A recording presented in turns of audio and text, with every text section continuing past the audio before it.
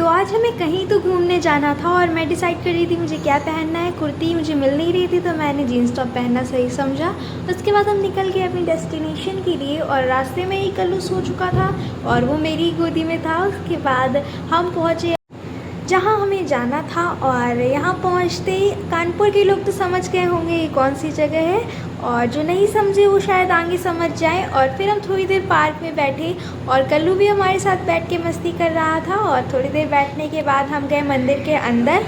तो मंदिर के अंदर दर्शन करने के बाद थोड़ी देर अंदर बैठने के बाद हम बाहर आए तो देखा बारिश बहुत तेज़ हो रही थी और व्यू बहुत अच्छा आ रहा था। उसके बाद ये जगह देख के तो समझ ही गए होंगे, अभी भी नहीं समझे तो मैं बता दूँ ये है सुधांशु आश्रम। और रास्ते में बहुत तेज़ बारिश होने लगी तो हमने अपने लिए कुछ ढूंढा जहाँ पर हम रुक सकते हो। और उसके बाद हम जैसे ही पानी धीमा हुआ हम निकल गए इस्कॉन टेम्पल के लिए।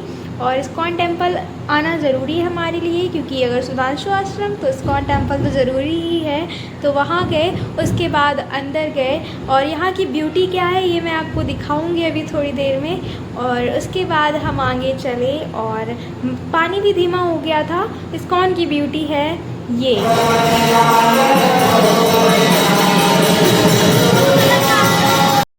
ये सब ही है इस्कॉन की रियल ब्यूटी। उसके बाद हम गए कुछ खाने पीने क्योंकि भगवान की पूजा कर ली, अब पेट पूजा करना भी ज़रूरी था।